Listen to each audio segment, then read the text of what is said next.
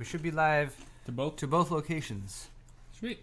And if you've just tuned in to this video for the first time and you've never watched Awesome Hardware before and you're like, what does he mean by both locations? Well, I will explain that to you right now. Welcome to Awesome Hardware, everyone. It's a sexual reference. You are watching this show, which Kyle and I here do every Tuesday evening, 5:30 p.m. Pacific time is when we go live, and we stream live. So welcome to all you guys who are watching live. To twitch.tv/awesomehardware. We also stream individually to each of our YouTube channels. We just finished the first half, which is on Kyle's channel, which is Awesome Sauce Network. Yep. So if you're watching this on YouTube in the future and you missed the first half, you can go check that out there. Very true. Or you can just watch the rest of my half of the show because it's probably going to be a lot better. He's a comedian. He's trying to be a joke. He's a funny guy. You know. This show is mainly about technology, computers, gaming, all that fun stuff. All the things you care about that we don't sound very enthusiastic. And we also drink a little bit of beer. So we have just finished on the first half some Pliny the Elder's, which is really, really good beer. Our buddy Sean, who we met up there in Seattle at Land Syndicate, provided these for us. We have just finished them off. He's a provider. I'm amazed that they lasted as long as they did. Yes. But I don't really drink except for on Tuesday nights when we do the show. Kyle, here you go. Speak for yourself. We're now switching over to some La Fin du Monde, which is French for the end of Monday. No, that's not. The end. I'm sorry. The end of the world. Yes. The end of the world. That's right. What was the end of Monday? That'd be two very different things. That'd be funny. Okay. Okay. So that's kind of an explanation of what the show is. Yep. If we have, if we've impressed you so far, maybe you want. Why are you saying that there? I just wanted to put your beer. I just want to use your Post-it notes on the Post-it notes of like ink as your coaster. All right.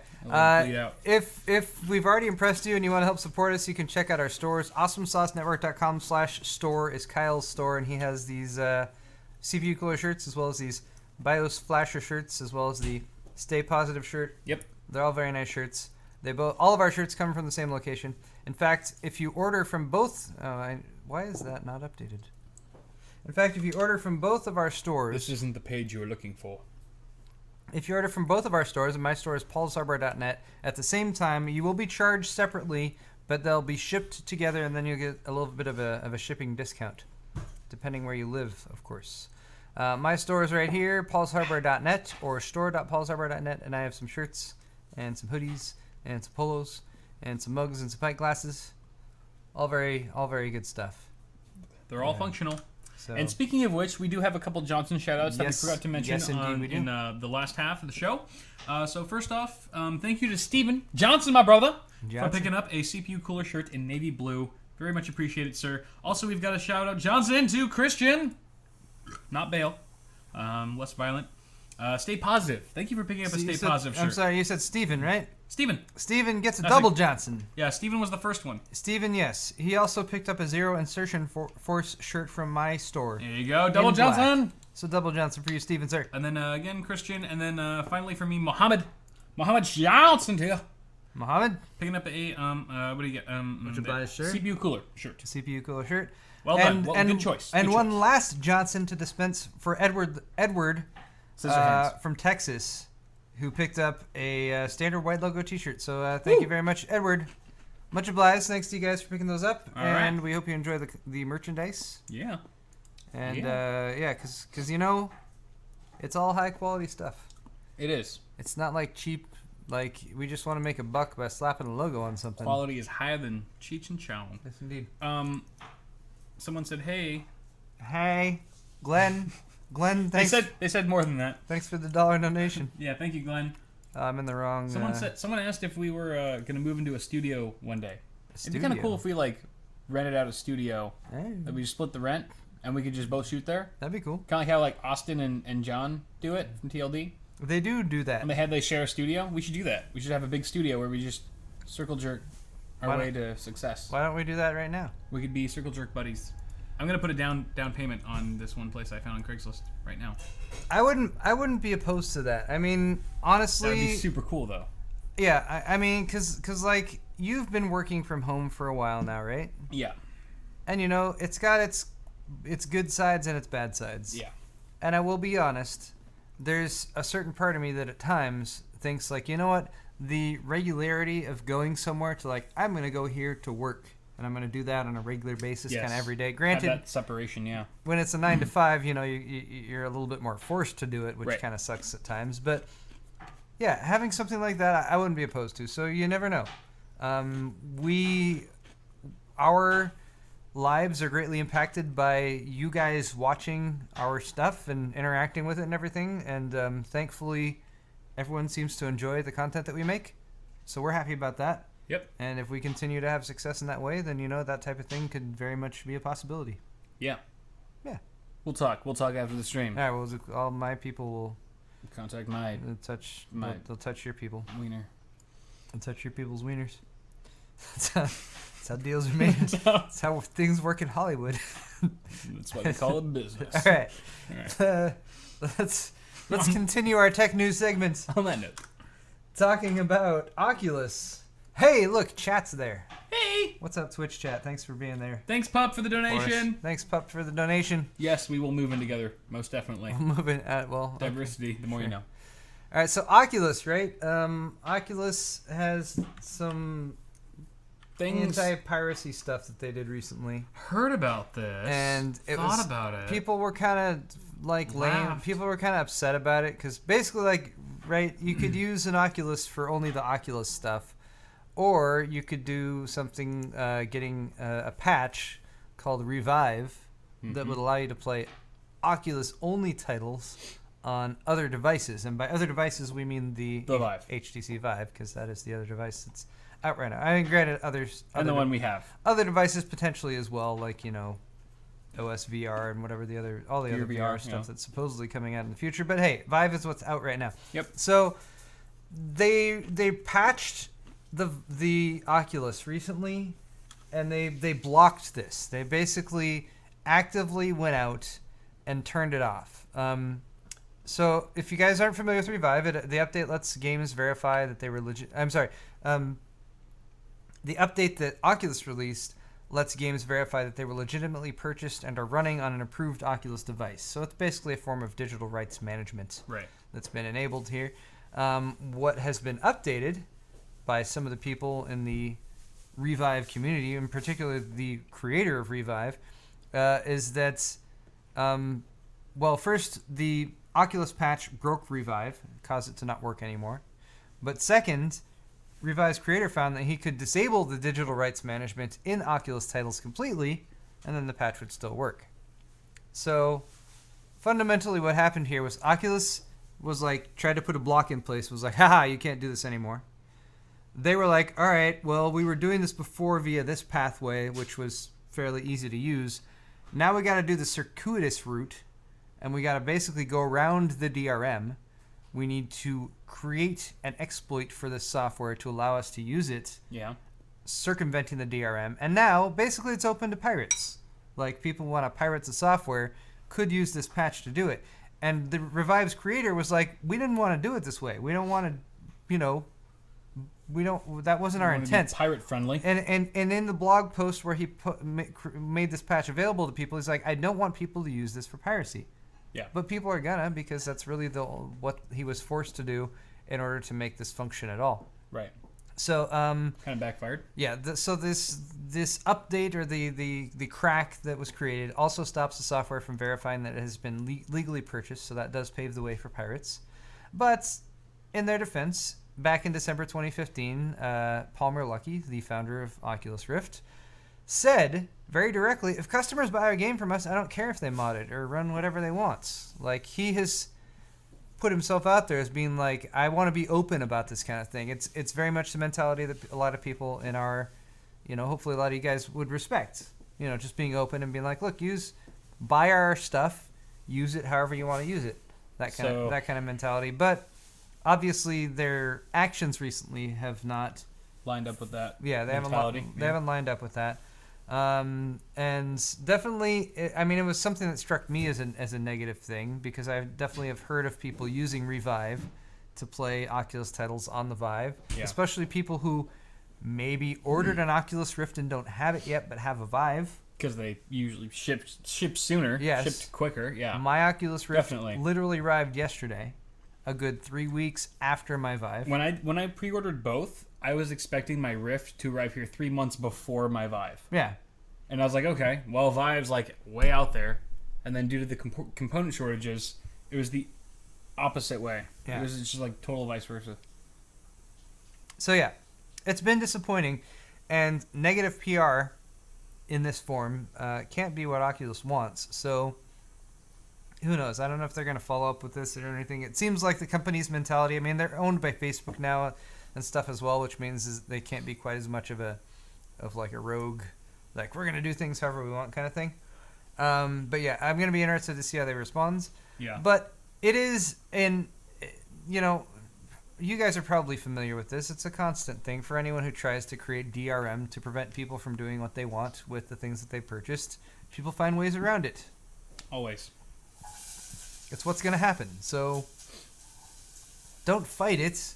Like, support it, and then people will love you for it, versus fighting it, and people are like, you're being stupider than you've already been with the stupid, slow rollout launch of the... You should just be like the producers of Game of Thrones, where like they know they're the #1 pirated show like in the country, and they're totally cool with it. They're like flattered by it. Well, they're not totally cool with it. Well, they're more cool with it than most companies would be. A lot more savvy about it, yes, than a lot of people would be. They see the benefit that it causes, while at the same time, it's like free trying advertising. to hopefully present the message that, like, look, guys, if you should pay for this if you really want to, really and if enjoy you want to be legit. And they've really done that with stuff like HBO Go, and HBO Now. And I was even reading an article earlier today that we're not going to reference in the show at all, but about BitTorrent and what a percentage of overall internet traffic BitTorrent was 5 years ago. Yeah. As compared to what it is now. It's dropped a lot. It's very significant. Yeah. And that's thanks to Netflix, people being able to just pay a reasonable price for a service. Yep. And get it legitimately. And other replacement services like HBO Go, HBO Now. Yep. Just let people buy stuff for a reasonable price, and people will usually do it. Yeah. And the because people who you're don't, not going to have to deal with all the bullshit that you have to deal with oftentimes with downloading illegal torrents. Yes, indeed. There's a lot of bullshit there, and it's more of before it used to be kind of like this desperate means where there was no good alternative, where it's either you had to pay a shit ton to get the content you wanted, or you downloaded it illegally, and you were more than happy to deal with all of the bullshit that entailed, whether it was like sketchy files or just like it was like dubbed in frickin' French or something like that. You would stick with it because you'd rather do that than pay $15 to watch one show. But now that there are more viable solutions out there, it's really not too much of an issue. People that have even just a little bit of money can go on like Amazon Video or something and purchase an episode for what, $2-3 or whatever it is. And I feel like as long as you're more reasonable for the consumer, you'll find that people don't really have the time to deal with all the hassle that comes with piracy. Piracy is free, but you get what you pay for at the same time. You know what I mean? I wouldn't know, Kyle. I wouldn't either. I've heard a lot of stories from a lot of friends and family. I hear stories. I've got a friend who all the time. It's crazy. Stories come through. Yeah. All right. Next up, a videocards.com article, which y'all know means salt. Rumors. If we can get some salt in chat, that would be most appreciated. This is a rumor. Salt it. And it's probably not true. It's probably lies from the pit of hell, but we're going to share it with you right now anyway because it's fascinating and it allows me to make a much more compelling title for my half of the show. All right. Clickbait. AMD. It's clickbait. Shut up, Kyle. Don't tell them. Clickbait, asshole. AMD R9, AMD Radeon R9 480 3D Mark 11 benchmarks is the headline title. Oh, thanks for all the salt in chat. Wow. Damn, son. Significant. All right. People should know now. And see, it's appearing right there alongside the article, so that's very appropriate. All right, so video cards, according to themselves, they didn't want to release this information. They really didn't because it wasn't like 100% vetted. It's a little weird to some extent. This is a rumor about supposed AMD Polaris GPU scores that had been posted on FutureMark's website, which they do 3D Mark and everything. Right. And then, of course, removed because you're not supposed to have this type of information being posted on a public website like that before. Yeah. Now, wow, the salt keeps coming. There's Illuminati now mixed in with the salt. The salt is Illuminati. Okay. So it's now a conspiracy. So the results that were posted, again, according to our editor on, I don't know who the writer of this article is, but the results that were posted were varying pretty significantly by as much as 20%. Damn. While 3D Mark was showing the same clock. Now, granted, 3D Mark often represents not necessarily the actual clock that's being run, depending on the device you're talking about, GPU in particular. He says lower scores were either run with older unsupported drivers, or higher scores simply imply or simply show overclocked scores. Huh. So, geez, the salt keeps flowing. The spice will flow. Anyway, so here's the chart that's listed, and at the top here is AMD Polaris 67DF. What they're saying, the 67DF is probably the 480 Radeon R9 480 or 480X perhaps, and this is a Crossfire configuration. So here you can see that card in Crossfire, which is not beating a GTX 1080, which falls in line with a lot of what people have been talking about the rumors of these cards coming out, which is that what AMD is leading in with here is not their flagship cards. Yeah. They're leading with their mainstream cards. They're either entry level or, that whole $150 to $250 price point where most of the GPUs are bought, to be honest. That's a much more that's a price point that moves a lot more cards than otherwise. Right. But still, the fact that two of them can't beat a 1080, I mean, that's sad. It's not the best news. Granted, these are just a single score in a synthetic benchmark, though. We don't know how much power these are drawing, in particular. This one here, Polaris 67DF:C7, again, could be the 480X, but perhaps in a single card configuration compared to the two card. And then down here at the bottom, we have the 67DF:C4, which they're saying is possibly just a standard 480.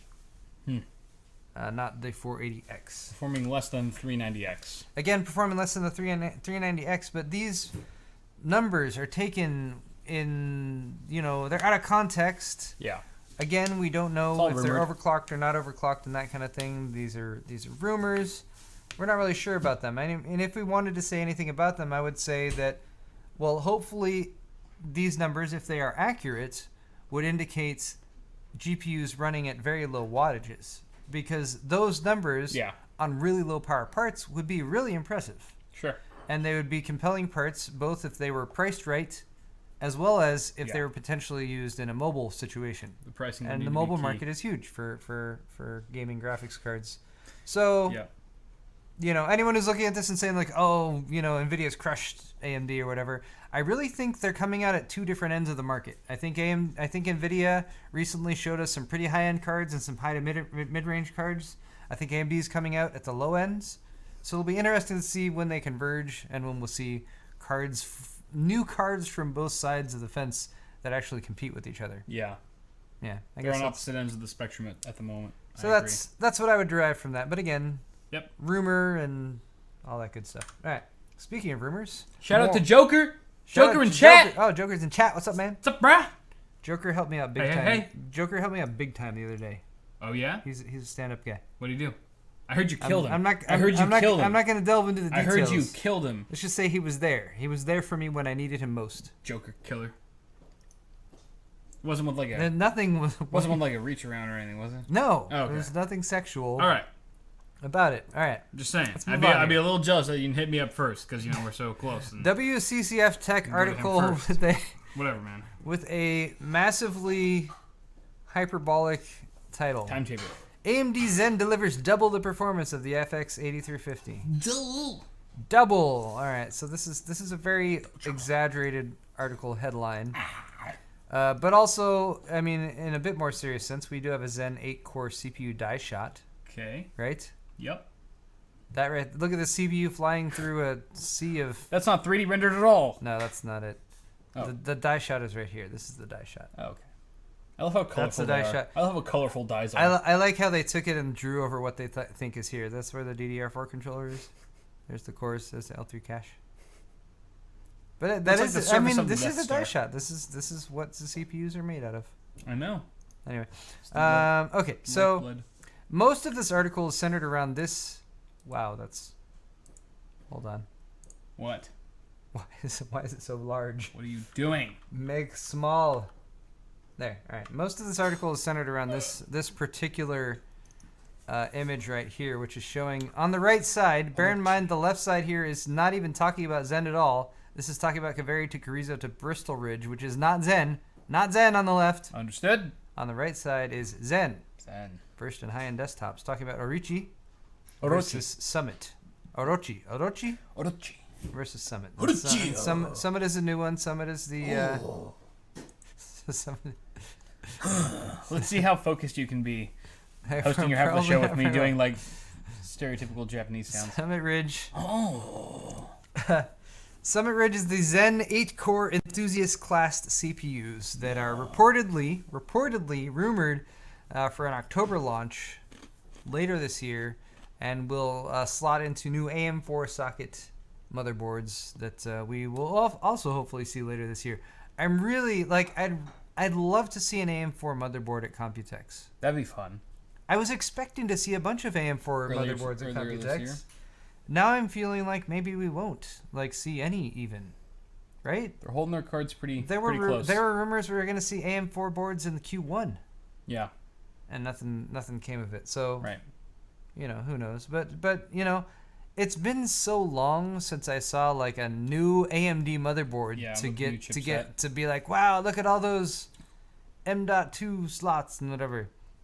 AMD motherboards, like, they were great when there was like, wow, they have all the SATA 6G slot, all the SATA 6G ports, and Intel still at that time had just the 2 SATA 6G and the 4 SATA 3G ports. Remember on their chipset, and that was like AMD had the leg up on them. What chipset was that with Intel?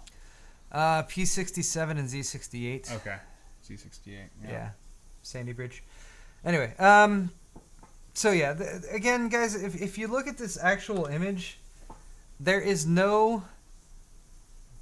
nothing on the side of this bar. There's nothing on the chart. Like, you see charts like these. Is that going by the same y-axis as this? No, I don't think. Not? No, you can't. They're separate charts. You can't assume that. I mean, it might be. It might be the same. But No, the increments aren't even the same. But there's nothing on this side of the chart, and they're talking about completely different things and stuff in general. So, yeah, this is. Sketchy. I would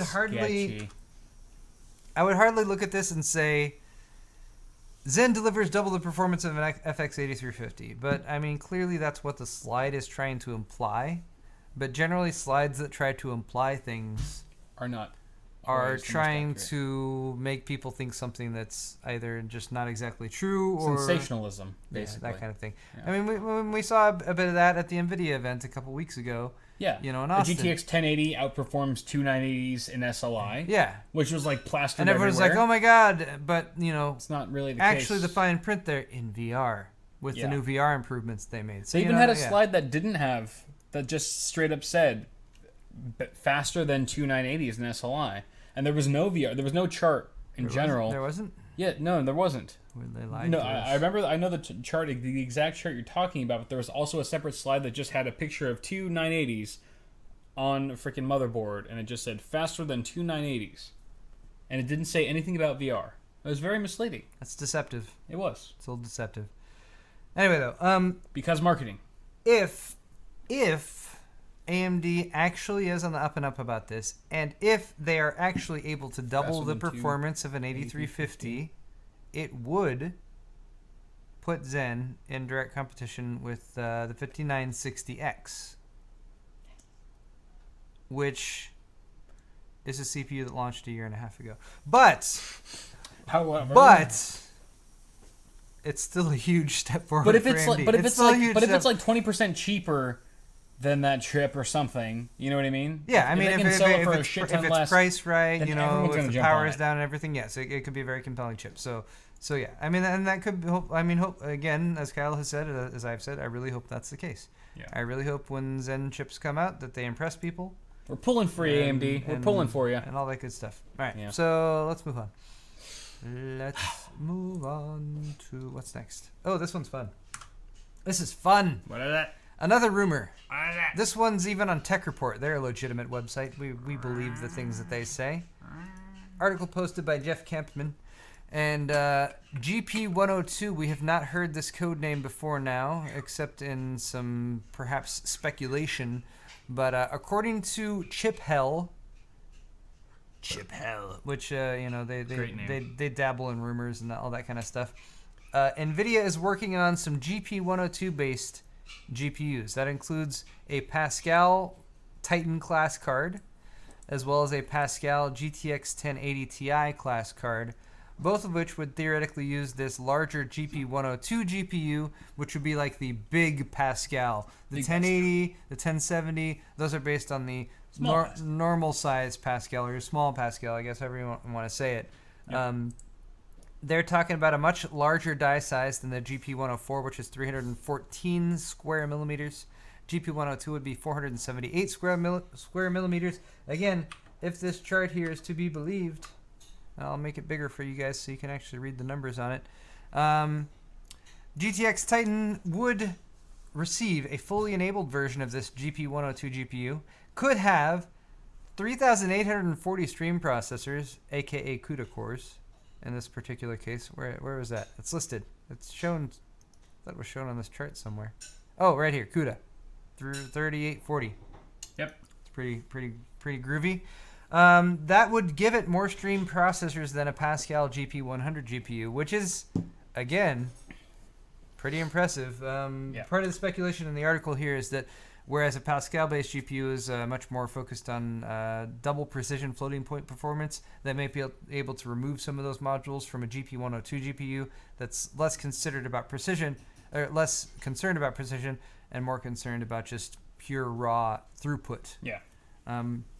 Which has even proved very useful for some people, like the GTX Titan X did with its massive 12 gig frame buffer, even in a lot of GPU compute situations. Right. And again, I'm just kind of repeating stuff that I've read in various articles, but hey, it all seems legit to me.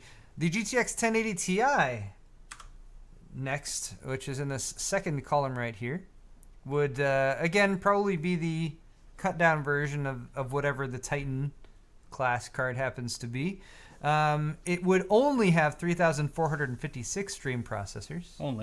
Only, but weak sauce. That's still nearly 1,000 more than the GTX 1080. Yeah.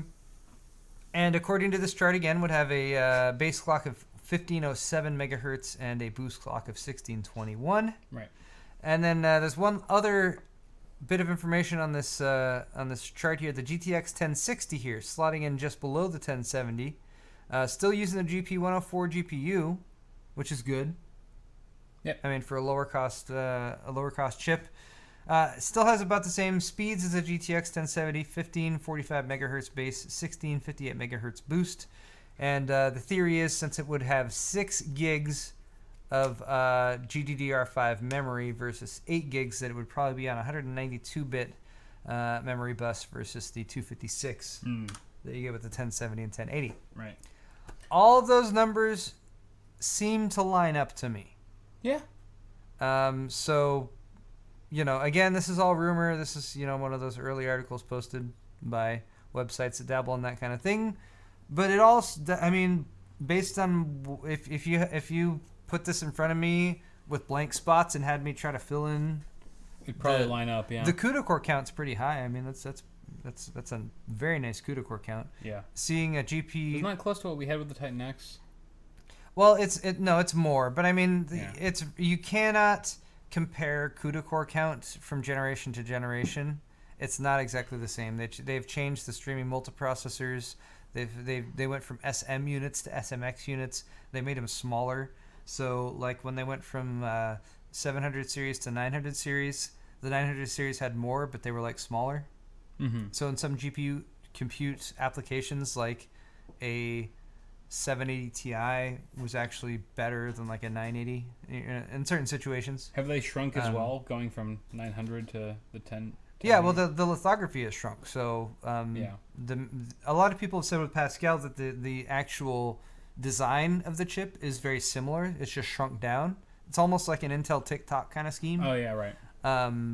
So that was some of the complaints about Pascal and the 1080 stuff when it first came out. It was like, oh, you just shrunk down Maxwell. That's all you did. But I mean, just shrinking down Maxwell isn't exactly easy. Yeah. Bear that in mind. Exactly. But yeah, eventually they're going to reach a breaking point.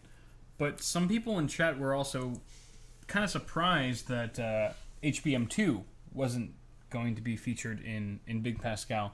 Yeah. And I think we're still, at the moment, we're still kind of getting really shit yields when it comes to HBM2.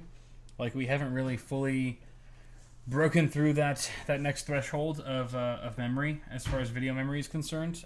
So I feel like as successful as the GTX 980 Ti was and the Titan X from the last generation, NVIDIA probably looked at it and like, we're probably going to sell a shit ton of these 1080 Ti's, and we don't really have the yield of HBM2 to really implement that. And also, I think it just makes things easier across the board when you have the same memory controller, because that's basically what they did with GDDR5X. Yeah. Right? It's basically just a revamped version of GDDR5, which is just... They keep the same memory controller, they just make tweaks to it, which is a lot easier to manufacture and implement across multiple... across the same GPU. So, like the 1070 and the 1080 both have GDDR5, some form of memory. However, the 1080 has the X, and you're using essentially the same memory controller that you are on the 1080 as you are on the 1070, whereas if you were trying to implement a new memory controller on the GP104 with the 1080 that you were not implementing on the 1070, it would be a lot more taxing on the workload, and it would also be a lot more expensive. So I think just to cut costs down and to make things more competitively priced, which is why they've gone with the GDDR5X. So yeah, and I mean, if you can... Next year, maybe HBM2, I would say. GDDR5X memory running at 10 or 11,000... gigabits per second. Is... Well, not gigabits, but... megabits per second, I think. Is it you said 10,000. Right. I don't know, I've had too much to drink. Anyway, the 10 point megabits. being, it's really fast. Yep. And if that can keep up with the GPUs, and if they can produce it at a much lower cost than the HBM, which they're still ramping up production on, then from a business perspective, then why wouldn't you? Why wouldn't you pair this memory up with this GPU if you can get the job done? Now, if we find out that the memory is really what's holding these GPUs back, then there's going to be a lot of people who like the HBM2 versions of these will probably be pretty badass, and who knows, maybe they'll have that kind of waiting in the wings for when people get to that point. But they'd be way more expensive though.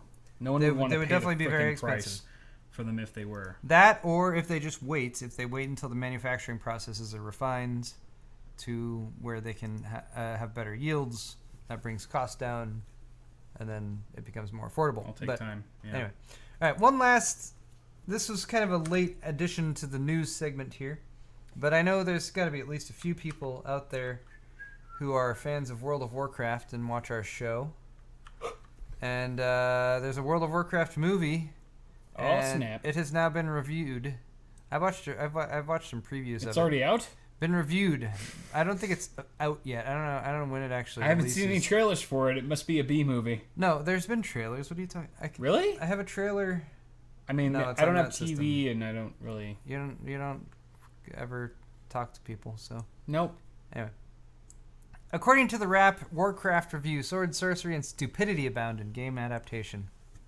Oh, wow. Yes, indeed. All right. The Wrap did not think much of this particular movie. Critics throw the term soulless corporate filmmaking around with abandon, but movies like Warcraft really managed to redefine the term. Yeah. This is not a very glowing review. It talks about the director of the movie, Duncan Jones, and how his first couple movies actually were pretty decent. This movie, however, has a much, much broader scope of characters and plot points and different subplots going on.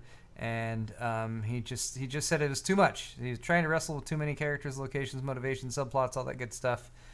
The result is a monument to excess, both narratively and in the ubiquity of the visual effects. Unlike, say, The Jungle Book, which was entirely artificial yet came off as completely organic, it's hard to lose sight of the green screens here, especially when warlike orc characters who boast some of the least expressive character design since the aliens in John Carter stand next to the film's human beings.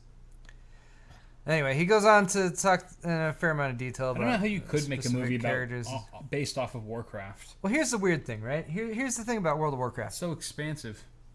Quick, huge thank you to Lance Lund for your donation, sir. No question, just motivation. Hope you both survive Computex. I am really looking forward to Computex. Me too. I'm looking forward to being on the plane to Computex, because at that point, it'll be fun. Anything that I'm right now, I'm like, I gotta get this done before I leave Computex. It's gone. It'll be done. It's either done or it's like, fuck it, I can't do anything. You're about lucky that because now. I'm actually going to be filming one of my videos on the damn plane. On the plane. Well, which I can't say too much about yet. But, okay. I hate you. I'm sure all of your people in the seats next to you trying to sleep are going to be super happy about that. Since it's a red-eye flight, we're leaving at 1 a.m. Anyway. It's 15 hours, though. I have any time to shoot it. It's 13. 13. Yeah, 13 and then 2. Oh, wait, no, 2. It should only take half an hour to shoot. You didn't mention that yet, did you? The other place we might be going? No, I didn't. Okay, good. Still a secret. Yep. Okay. Lance, thank you for your donation. Anyway. Yay. Warcraft movie apparently might suck. I wouldn't see it. You wouldn't see it? Wait for it to be on Netflix. Well, no, here's what I was trying to say. Like, if you watch the cinematics that Blizzard makes, they are amazing. They're incredible. All right. They have people who were like worked for Pixar when Pixar was first making Toy Story and stuff, and like the seminal years of Pixar, who have gone to work at Blizzard and work on their team doing CG and making cinematics. Yep. And the cinematics in World of Warcraft and in StarCraft are freaking just really good, but they're all very short. Yeah. Right? You know, they're these short little clips and whatever, and you can tell that they invest a ton of time into these really short things. So that's why I thought, like, oh, take that, expand it out for an hour and a half or 2 hours, and then maybe you'll have the World of Warcraft movie. But apparently they weren't able to maintain that potency of narrative design or whatever it took to extend it out for the entire movie. Or maybe this article was just super negative. Detector? Just Is that how you pronounce this website? Bitter asshole. Detector. Detector. All right. We're moving on to super clever. Tech of the day after tomorrow. Okay, that's great. This is kind of a medical tech version of this particular segment, so we're going to talk about some of that. The first... Wait, let me scroll down here. That's helpful. The first article I'm going to talk about here was actually tweeted by Richard, a.k.a. DarthBeavis. He's a known computer modder, and I follow him on Twitter. You guys should go follow him too. Do it. Anyway, this is a Detector article about a Spanish cancer patient who has received... Blah. I'm getting to the point in the show where patient I can't who's speak reserved. This patient reserves first... The world's first 3D printed titanium rib cage. Look at that picture right there. But it's not adamantium. That's what it is. It falls just short of... It was a 54-year-old Spanish patient. They had developed sarcoma, which is a type of cancer that affects the deeper layers of tissue manifested in bones, cartilage, blood vessels, and muscles. Right. Aggressive type of tumor grew around the sternum, so they have a replacement sternum right here, compromising parts of the rib. Ribcage had to be removed. So basically, it's only a matter of time, because right now we see all these amazing innovations in, like, you know, body transformation, you know, having like 3D printed whatever, or like, you know, freaking titanium steel implanted in us. It's only a matter of time before it becomes like Deus Ex, where it's not just people who are sick or ill or who need a transplant who are given these services, but it's people just who are fine, but they want to make themselves better. Super healthy individuals, young, charming individuals who just want a freaking metal spine, you know, so that no one can break it in like a heat of battle or something like that. It's just a matter of time. It's just gonna happen. Deus Ex, it's happening. My only note on this story is that they should now make us all Wolverine skeletons, because that's should obviously be what comes to anyone's mind here. Adamantium, bro. Make this out of adamantium. And Striker will support it. Jump forward in this video, which has bad lighting. That's actually Striker right there. Striker right there. Yeah, we should all have adamantium bullets and adamantium Wolverine skeletons that make us practically impervious to damage. Of course, we would also need his healing factor. Yes. Which is a pretty important part of that. Especially for the claws. When the claws come out, when the claws retract, you have to have that healing factor. Otherwise, you bleed. Look at that, though. Like, it's 3D printed. They're going to put this inside a person. Yep. I don't know. That's pretty cool. Very cool. Anyway. All right. So, next up on Tech of the Day After Tomorrow is from MIT Technology Review. Gene therapy has had its first out-and-out cure, according to this article. Out and out? Out and out, as in direct, as in, like, A to B, as in... This caused this, and that's what happened. So, very broad. The drug they're talking about here is called Strimvelis. It is owned by a drug giant called GlaxoSmithKline, Sweet, or GSK, which sounds very intimidating. The rest of this sounds a little bit more positive, though. Anyway, the treatment is for severe combined immune deficiency. That's a rare disease that leaves newborns with almost no defense against viruses, bacteria, or fungi, sometimes called the bubble boy disease. Sounds shitty. You've heard of the bubble boy disease, right? I've heard of it. Quick aside, Daniel Hoke, thank you for your donation. Hoke! He just upgraded from a 2500K to a 6700K. That's a very nice upgrade. Yeah. You're going to notice a significant difference there. Anyway, thank you, Daniel, for your donation. Really appreciate you watching.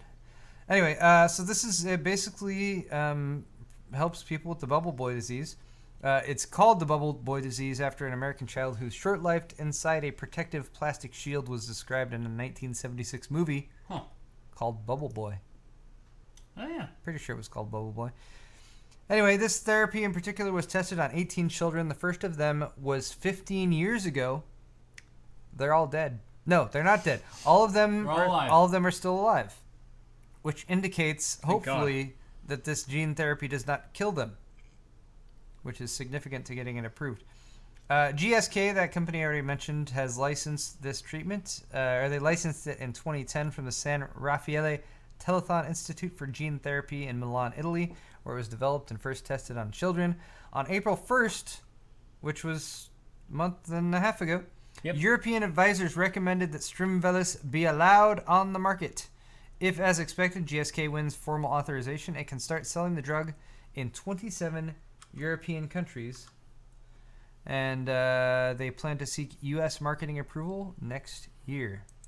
Nice. So, hey. That'll save some lives. Gene therapy is one of those things that, there's a bit of controversy around, but it's nice to see, I have to say, a success in this area. Mm-hmm. A perhaps commercially approved drug or therapy treatment, especially for, a situation like this. I mean, you got to imagine those people who 15 years ago were volunteering for this, what must have been at that time a very, we don't know if this is going to work. This is a treatment that we're testing right now. They got to be pretty happy. 15 years that they've lived. Yeah. When you have a disease that causes you to basically be forced to live in a bubble. Right. If you don't get treatment for it. Anyway. Yeah. All right, one last story. Awesome. This one is unfortunately not going with the theme, but it is from MIT Technology Review, and it's got a cool picture. Look at that picture. That's some messy cable management right there. Yes, it is. Some help. This article is taking a peek inside Tri-Alpha Energy, which is a company pursuing the ideal power source, as you should obviously be able to tell by this image right there. Obviously. Right? It's clear. Clear. I got that immediately from looking at it. It's clear to me what's going on. Yeah. Tri-Alpha Energy is a fusion company.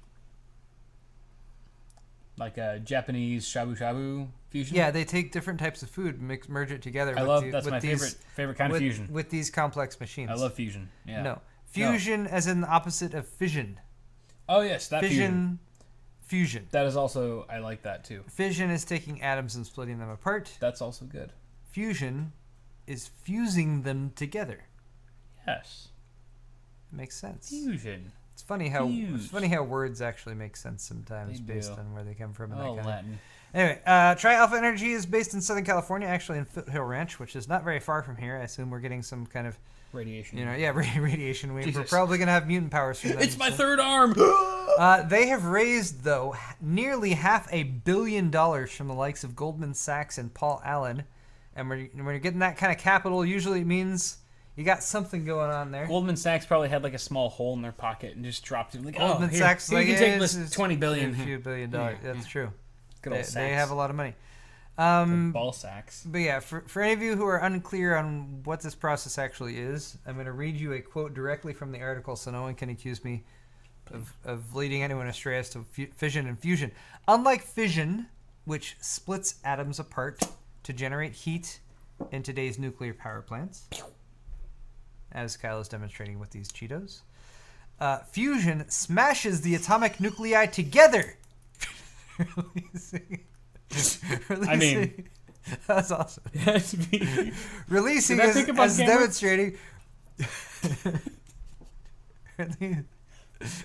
Releasing huge amounts of energy in the process, as demonstrated by the piece of Cheeto flying across the room just now. Beautiful. The same reaction that occurs in the sun. You don't need to demonstrate that. That's fine. People shouldn't be able to. This is the sun. This is sign language for sun. Anyway, so Tri-Alpha's setup borrows from some of the principles of high-energy particle accelerators, such as the Large Hadron Collider, to fire beams of plasma into a central vessel where the fusion reaction takes place. I want to eat more Cheetos right now. Last August, There's science and delicious. Last August, they ate a bunch of Cheetos. They said it had succeeded in keeping a higher energy plasma stable. I'm sorry, in keeping a high energy plasma beam stable in the vessel for 5 milliseconds. Right? Yeah. Which is like an eternity. Very quick. Which is like an eternity when it comes to very long fission. That's what I said. And plasma. Yep.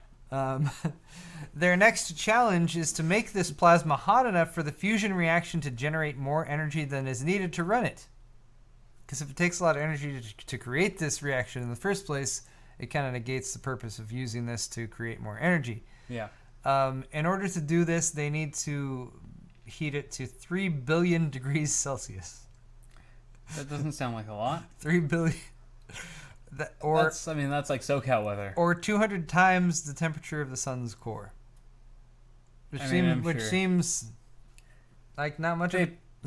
They've probably got, So give them. torches. I give them a week, maybe a couple weeks, when we should be hearing back on this. Yeah. Probably, most likely. Sounds feasible. All right.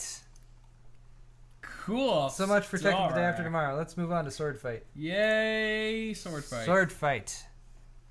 No, I will not use napkins. I will suck. So, guys, this first Sword Fight question comes with a preface. Preface in this news story right here. This is from Ars Technica. I'm sorry, ARS Technica. ARS. Japan had an ATM heist reported recently. It involved 100 people who stole $12.7 million from 1,400 different locations using fraudulent South African credit cards. What? Yes. 1.7? 1.2? So again. Or 12.7. It's all right here in the title. Japan ATM heist. So a bunch of people stole money from ATMs in Japan. That's stupid. That means if there was 100 people who stole $12.7 million, that means they only got $12,000 apiece. Which is not much. Okay. In my opinion. But you couldn't even buy a freaking Civic for that much money. This is a crowd. This is like... Unless one guy killed them all and took all the money. This is like Edward Norton in freaking Italian Job. You're then right. No, he's you're right. a boss. You're very right. Yeah. But this Good is on him. No, we're not going that route. We're not going that route? This is like crowd-funded crime right here, right? Okay. Because what did they do? What were their roles? Why do you need 100 people to pull off a heist? Because... ATM heist. All right. What'd they do? Why they need 100? It was like Ocean's 100? Your vocal skepticism is causing me to not even be able to respond to you. Right. That's how I operate. That's how I roll. So let's assume that I have some inside information. So you're like George Clooney. Okay. Yeah, and I'm able to determine, look, I have a means of creating these fake credit cards. Yeah. And these fake credit cards, if you brought them up to any ATM in Japan, you work. could pop it in and withdraw the full amount of money and walk away, and you'd be pretty much scot-free. Yeah. But I also know that as soon as this credit card is used, this method that I've devised, as soon as it's used and discovered, it's going to be shut down, like practically immediately. Yeah. So in order to maximize my profit, I duplicate that card, or whatever thing it is. Have a bunch of people do it at once. And have a bunch of people do it at once. Yeah. And so I tell you, hey, you're going to be able to go in the course of an hour or two to as many ATMs as you can possibly get to. Right. Physically in your location, and you're going to be able to withdraw the maximum amount from each one, which is in the US it's $500 usually. Right. And you keep going until it stops working, and then you walk away. Whereas something to disguise yourself, you're good. Yeah. In return, you pay me some money for this privilege. You get a cut, and I get a cut. Right? Yeah. And then we have a big group of people, and they all go out and do this at once. That's what happened. It's like a flash mob. It's like a sketchy flash mob. That's how 100 people were able to hit 1,400 locations. Yeah. Over the course of however much time took place. Right. Probably like a day, I would say. I mean, probably an hour.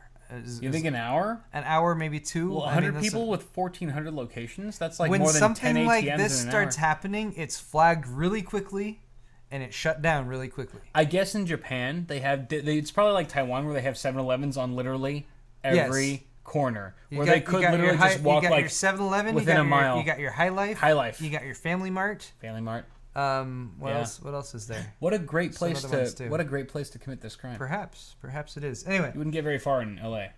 So we gotta drive 30 miles for the next 7-Eleven. All of this inspired me to ask the question, which I'm going to post in chat. Is money awesome? Is money awesome? No, that's not the question.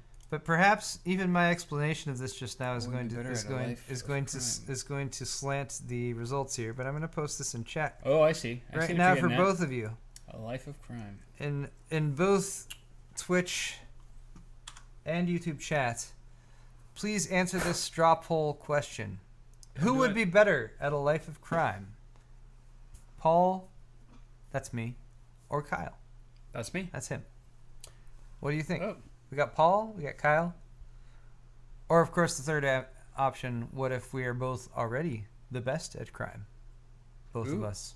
Ooh. That's the third option. I like but this. we don't get that option. I like this. That's only for the people. Well, I'm going to argue that you would be better at crime because I'm like clean, man. I don't mess with that shit. I've been out on bail for a while now.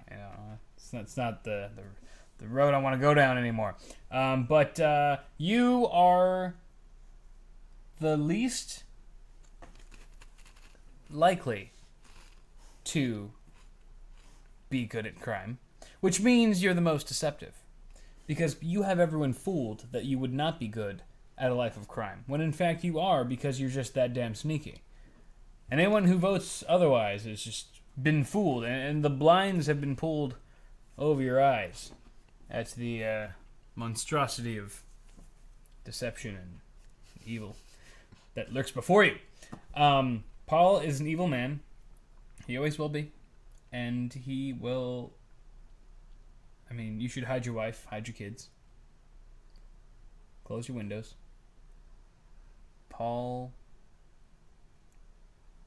is a monster. The things he's capable of. The things he's done to me. I cannot even begin to describe here on stream. Give me the speech that Sansa gave to Littlefinger just a few minutes ago. I feel terrible. I feel so dirty even. You knew about that creepy man you left me with in the alley. Yes. Paul, it's all... Hashtag blame Paul. I didn't touch Hashtag blame Paul. Your move. I didn't touch your face, though. You touched it with your wiener. Okay, obviously, I must argue the opposite here, which would be that Kyle is much more likely to be better at a life of crime.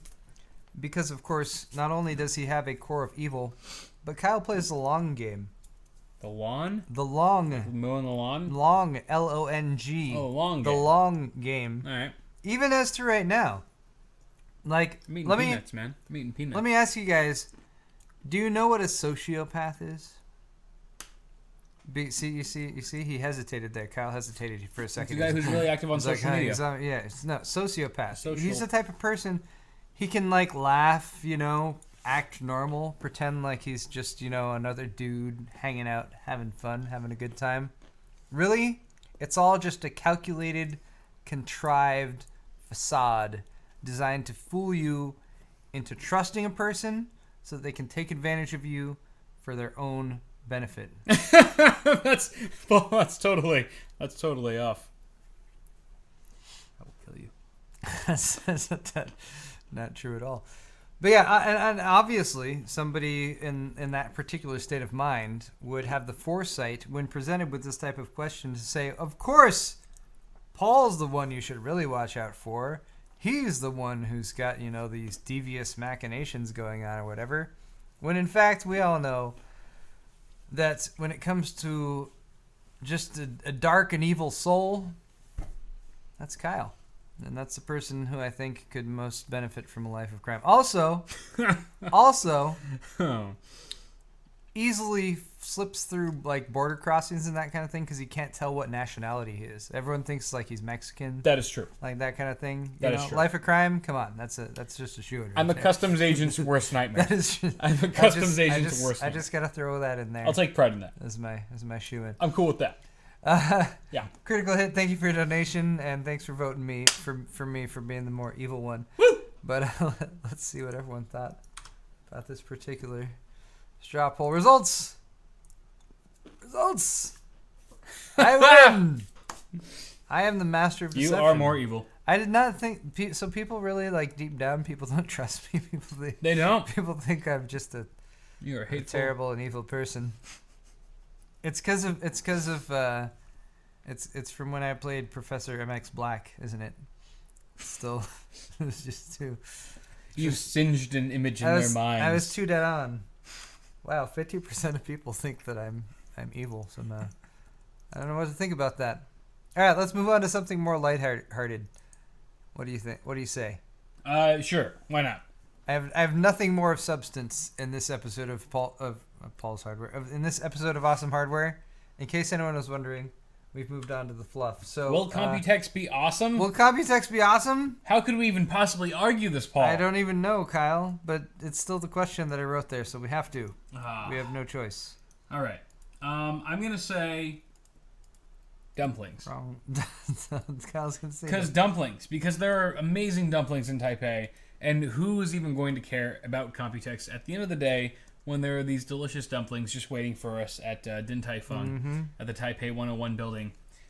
Our Airbnb that we're staying at is actually right across the street from Taipei 101, which houses the #1 dumpling place in all of Taipei, Din Tai Fung. Well, We've been there every single time. If you ask Rachel, she said she's found some better places. Rachel's full of shit. Rachel doesn't know. She only lived there for 6 months. She doesn't know anything. She doesn't know anything. I'm forever holding true the image that I have in my head about Din Tai Fung. Yeah, dumplings. Dumplings. Xiaolong Bao, right? Xiaolong Bao. Xiaolong Bao, I Xiaolong Bao is the type of dumplings they make at Din Tai Fung. Xiaolong Bao. And they're really good. And I'm really looking forward to it. There's a reason why it's like an hour or two wait. You make a strong point there, Kyle. Also, it's a model of efficiency. Like, the way they move people through that place is amazing. It is. And they handle huge groups and everything. It's like a factory line. And it's one of the more touristy areas in Taipei just because it's right there at the base of Taipei 101. Yep. All right, I'm going to say only if we make 8+ videos a day. Because oh my god, no. Cuz really, I think that's what Hell it comes. No. I think that's what it comes down to. Is I'm not going to do that. The awesomeness of our experience is only going to be reflected by our ability to share it with other people. Nope. Right? And I showed you earlier, actually yesterday, I made a list. I went down the Computex floor diagrams and made lists of which vendors are in each different location that we actually want to go see. And it's the list, if we think of how many videos we had in our mind of how many videos we wanted to make, compared to the number of vendors on that list, it's 5 times as much. So I don't know. We're gonna have to do some weird grouping of things. I'm aiming for 3 to 4 videos a day at most. Okay, no, that's fine. Because that's more than you promised, right? That's about what I promised. Oh, okay. vendors and stuff. I said that I would make around, anywhere from 10 to 12 videos for the entire trip. And I feel like that means if we're going to be covering Computex for 3 days straight, that I need to make around 3 to 4 videos a day. Yeah. Which I think you and I are probably going to be traversing quite a bit of the show floor and stuff while we're there. I feel like that's possible. And I think with the two of us sticking with each other throughout the event, it'll probably go a bit quicker because we'll have each other to shoot. Instead of having to try to makeshift shoot ourselves, we'll have essentially a camera operator and stuff to help us out. Shoot each other right there. We'll shoot each other in the face. Right in the face. So I'm looking forward to about 3 to 4 videos a day. Hopefully that's not too much for you guys. That sounds reasonable. I think it's fair. Looking forward to some parties too. Those are always fun. Parties should be cool. Yep. I'll be vlogging while I'm there as well, so you'll get a Computex vlog from me, where I just do some behind the scenes stuff. And if you guys want to catch some of the Computex vendor parties and you want to see what that's like, then you can probably find that in the blog. Yes. Leave for Speed. I will not be trying Stinky Tofu. Why not? Because I've tried it before Don't be a in bitch. Taiwan and it tastes terrible. Does it really? I mean, yes, I have been to the Stinky Tofu capital of Taiwan. And it was horrible? It tasted bad? It's like this street in a city or a little town that's just outside of Taipei. It's all brick lined walkway and just a bunch of shops along the street. Uh-huh. And there's just Stinky Tofu place after Stinky Tofu place. And You didn't like it? it's horrible. I tried it because I was like, I got to try this, and I didn't like it at all. You tried it and you denied it. And I said no. I don't appreciate. And I said no. Yeah. So. No. What did it taste like? Did it taste like it was rotten? Did it taste like because it is fermented and stinky. stuff? It's stinky tofu. It's fermented. But lots of things are good. If you Gruyere cheese is if stinky. you go It's to delicious. if you go to the underground mall, right? Oh, I've been there. Under Taipei And it main smells station, like ass. and there's one hallway that you walk down, and there's 2 or 3 stinky tofu places down that hallway. The whole downstairs area. And that entire section just smells like the stinky tofu. But sometimes the smell doesn't really line up with your taste buds. There are certain things. Yes. And But in this case, it does. That was my thought as I tried the stinky tofu, And and it I did not. realized it still tastes terrible. Okay. So- I'll have to try it for myself.